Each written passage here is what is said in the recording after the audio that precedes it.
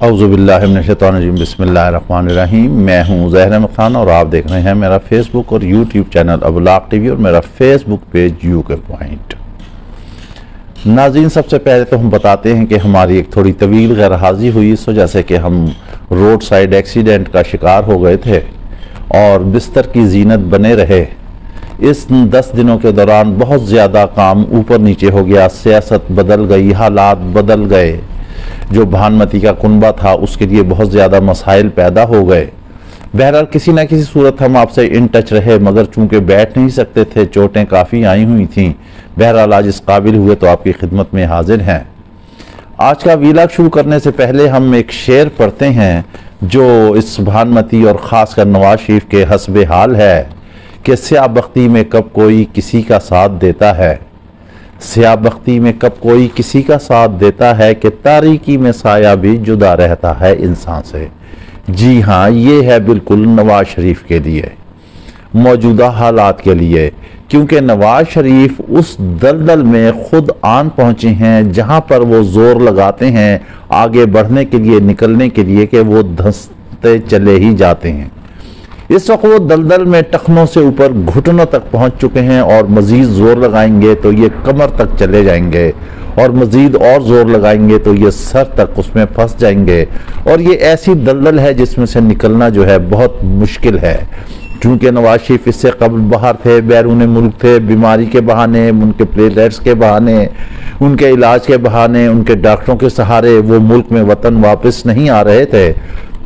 किसी सूरत भी कैसे भी ग्राउंड बिछाकर बहरहाल उन्हें वापस बुलाया गया। इस वापस बुलाने में जो उनके मुशीर ख़ास थे, जो नौरतन थे, उन्होंने बड़ा अहम किरदार अदा किया। नाज़रीन, आपको मालूम है कि तारीख़ इस बात की गवाह है कि जब भी डुबोया किसी बादशाहत को, उनके मुशीरकारों ने, उनके ख़ास जो मुशीरकार थे, जो किचन कैबिनेट थी, उन्होंने ही डुबोया। मीर जाफ़र और मीर सादिक जैसे लोग जब मुशीरकार हों तो फिर ऐसे ही होता है। इन बादशाह सलामत को भी इन नौरतनों ने मशवरे दिए, मगर वो मशवरे उनके हक़ में कोई अच्छे साबित नहीं हुए। नवाज शरीफ मुल्क में आ गए, किसी के कंधों पर सवार होकर आ गए, श्योरिटी सिक्योरिटी भी ले ली, हर तरह से ले ली, मगर अवाम के दिलों को जीत ना सके और वोट उनके हक़ में ना हो सका। वो मज़ीद धंसते चले गए। अब जैसे जैसे वक्त बढ़ रहा है उसी तरह वो इस दलदल में, सियासी दलदल में आप कह लें या अंजाम की दलदल है आप उसे कह लें, वो धंसते ही चले जा रहे हैं। कुछ भी नहीं हो पा रहा, ना जलसे कर पा रहे हैं, ना सियासी सरगर्मियां कर पा रहे हैं। आप ये देखें, इस वक्त जो पीटीआई ने सिलसिला शुरू कर रखा है केपी में, आज को हाट में जो है हज़ारों लाखों लोग सड़कों पर निकल आए हैं। दीर में देख लें, नौशहरा में देख लें, मर्दान में देख लें, जिस जगह भी आप नज़र दौड़ाएं वहाँ पर जो पीटीआई के कन्वेंशन थे वो जलसों की सूरत में जो है तब्दील होते गए। और जो इमरान खान का शेर है, जो शेर अफजल मरवत है, वो बचता रहा, उस पर छापे मारते रहे, फायरिंग होती रही, पुलिस गिरफ्तार करती रही, लेकिन वो गुच्चा देते रहे, धोखा देते रहे और अपने चाहने वाले वोटर्स के सामने वो पहुँचते रहे। आज रात को वो दीर में थे, नामालूम मुकाम पर उन्होंने पैगाम रिकॉर्ड कराया, हाट वालों को तलब किया। उन्होंने कहा कि ये वक्त है, ये मौका है, आपने आज जाहिर होना है, आपने आना है और इस कन्वेंशन को कामयाब बनाना है। हर सूरत कोशिश कर रहे हैं कि शेर अफजल मरवत को जो है गिरफ्तार कर लिया जाए, लेकिन अभी तक ऐसा मुमकिन नहीं हो सका। वो जलसों में आते हैं और वो कन्वेंशन जो है वो जलसों में जो है तकसीम हो जाता है। इन लोगों की तो एक अजीब सी दोगली सियासत है। आपको याद होगा माजी में एक दौर था जब मौलाना फजल रहमान ने कहा था कि नवाज शरीफ और बेनज़ीर जो हैं वो अमरीकी एजेंट हैं और खातून की हुकूमत जो है वो हराम है इस्लाम में, इसलिए हम इनकी हिमायत नहीं कर सकते। अब हम क्या समझें कि उस दौर का फजल रहमान दुरुस्त था या मौजूदा दौर का फजल रहमान दुरुस्त है? अगर उस वक्त हुकूमत हराम थी औरत की और उस वक्त ये दोनों अमरीकी एजेंट थे, तो आज फजल रहमान क्यों जो है मरियम नवाज के लिए जो है उसका जो है इक़्तिदार के हुसूल के लिए क्यों अपना दामन फैलाए दर बदर फिर रहे हैं? क्या आज वो जो हराम था वो हलाल हो गया है? क्या जो अमरीकी एजेंट थे क्या उन्होंने तौबा ताइब कर ली है? नहीं, इस्लाम तो नहीं बदलता, शरीयत तो नहीं बदलती, जो आ चुकी है, जो अहकामात हो चुके हैं तो वो सही है। तो फिर किस वक्त में और किस मौलाना फजल रहमान को दुरुस्त समझाया जाए? क्या उस दौर के मौलाना फजल रहमान दुरुस्त है जिन्होंने कहा था कि नवाज शरीफ और बेनजीर जो है अमरीकी एजेंट हैं और औरत की जो है हुक्मरानी जो है वो हराम है? या इस दौर का फजल रहमान दुरुस्त है जो आज उनके लिए इख्तिदार की भीख मांगता फिर रहा है, उनके साथ मिलके चल रहा है? क्या वो अमरीकी एजेंट नहीं है? क्या औरत की हुक्मरानी जो है वो हलाल हो गई है? ये फैसला करना है अवाम ने और ये वोटर ने। यही खूबी है इमरान खान में, जो कि उन्होंने जो है कौम को समझा दी है, उन्होंने सिखा दी है, उन्होंने बता दिया है कि असल जो है विजन वो उन्होंने कौम को दे दिया है, उनके चेहरे उनके सामने आ चुके हैं। और इसी वजह से ये जितनी अब 13 के बजाय 15 जमाती जो काबीना है मुखालफीन की, ये इस वक्त जो है धंसी हुई है, ये किसी सूरत जो है इमरान खान का मुकाबला नहीं कर पा रही।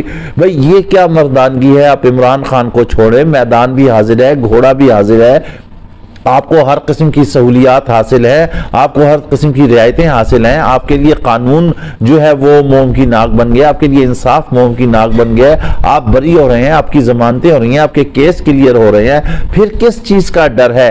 एक शख्स जिसका खौफ है, जो जेल में बैठा हुआ भी आप सब पर भारी हो रहा है, उसको आप कहते हैं कि ना इसको बल्ले का निशान दिया जाए, ना इसे इलेक्शन लड़ने दिया जाए, ना इसे मैदान में आने दिया जाए। क्या दुनिया अंधी है?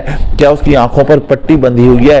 क्या ये जमहूरियत है? क्या ये कैसी लेवल प्लेइंग फील्ड है? आप चाहते हैं कि आप तन्हा लड़ें, बस आप बादशाह सलामत हैं, आपके घोड़े के आगे कोई ना आए। लेकिन नहीं, इस दफा जो सबसे बड़ी रुकावट है वो अवाम है, वो आपके सामने अवाम है। आप केपी में देख लें, केपी का सैलाब क्या कह रहा है, आपके लिए नविश्ता दीवार है। अभी तो पंजाब में आना है, पीटीआई ने पंजाब में शेड्यूल का ऐलान कर दिया गया है, पंजाब में लोग आएंगे, पंजाब में जलसे जुलूस होंगे, कन्वेंशन होंगे, फिर वो जलसे होंगे, फिर आप क्या करेंगे? आखिर आप कहां तक मफर हासिल करेंगे? आप कहां तक फरार होंगे? आप कब तक कबूतर की तरह आंखें जो है बंद किए बैठे रहेंगे?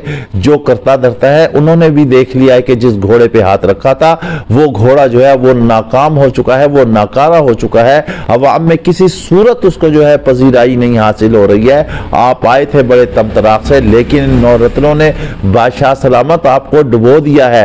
अब आप बाहर नहीं जा सकते। नौ रत्नों ने आपको डुबो दिया है, आपको उस बुनियाद पर ले आया जहां से आप आगे निकल नहीं सकते। आप बहुत जल्दी देखेंगे आपके नाम ईसीएल में शामिल हो जाएंगे और अब आप बैरून मुल्क नहीं जा सकते।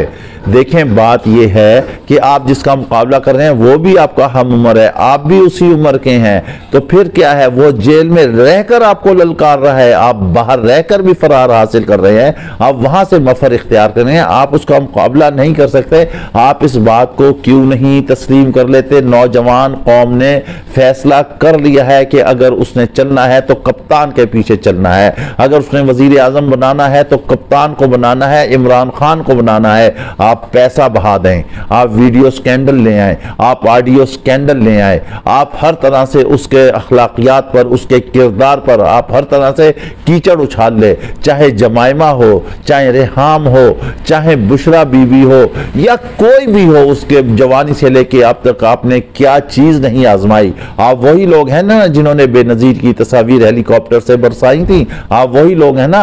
आज अगर बिलावल भी फड़क रहा है तो कोई वजह है, मगर दरमियान में से आप लोग मिले हुए हैं सिर्फ एक शख्स को गिराने के लिए। इसलिए आप गिराना चाहते हैं कि वो इस मुल्क का निजाम बदलना चाहता है, वो इस मुल्क से करप्शन खत्म करना चाहता है, वो इस मुल्क में जमहूरियत की सर्वाइवल चाहता है, वो चाहता है कि अवाम को हुकूक मिले, वो चाहता है कि पार्लियामेंट आजाद हो, वो चाहता है कि हर गरीब को इंसाफ मिले, वो चाहता है कि हर हकदार को उसका हक मिले। लेकिन बादशाह सलामत, आप चाहते हैं कि सब कुछ आपको ही मिले, आपकी ही आल औलाद को मिले। आप तो विरासती सियासत चाहते हैं। उसने तो एक जो है मिसाल कायम कर दी है, उसने बना दिया चेयरमैन बैरिस्टर गौहर को।